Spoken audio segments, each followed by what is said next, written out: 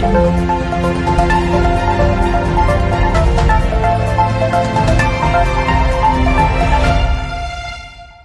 آپ دیکھ رہے ہیں اردو گلوبل نیوز خبر شامل کرتے ہیں جدہ سے میں رپورٹ کر رہے ہیں ملک قاسم موان کی رپورٹ کے مطابق جدہ مقامی ہوٹل میں پاکستان تحریک انصاف مکہ کے سابق عہدیداران ملک سرفراز سید خاقان واحد ربانی ارسلان شاہد انور جوید اور اختر علی رانا نے پریس کانفرنس کرتے ہوئے کہا کہ ہم حالیہ الیکشن کو تسلیم نہیں کرتے. یہ الیکشن نہیں عبداللہ ریاڑ کی سلیکشن ہے. ہم کتی پارٹی کے خلاف نہیں بلکہ اس طریقہ کار کے خلاف ہیں جس کے تحت ماڈل ایسٹ میں نیشنل باڈی کا اعلان کیا گیا. گزشتہ تنظیم سازی کے وقت رجسٹرڈ ممبران کی تعداد 10,000 سے تجاوز کر چکی تھی اور بعد میں بھی ممبران رجسٹر ہوتے رہے جس سے آنے والی تنظیم سازی میں توقع کی جاتی رہی ہے.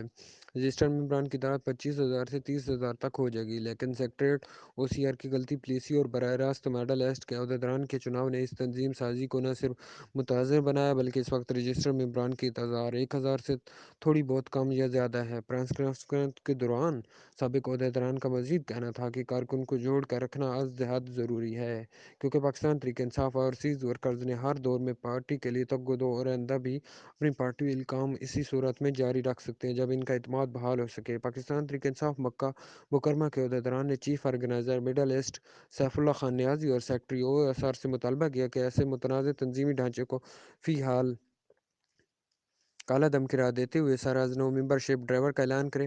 گزشتہ فارمولہ کو اپناتے ہوئے پہلا شہر تنظیم کا قیام عمل میں لاتے ہوئے ممبر کوارڈینیٹر کی ووٹنگ سے ریجنل اور نیشنل باڈی کو الیکٹ کریں. مزید خبروں اور اپڈیٹ کے لیے وزٹ کریں ہماری ویب سائٹ www.urduglobal.com.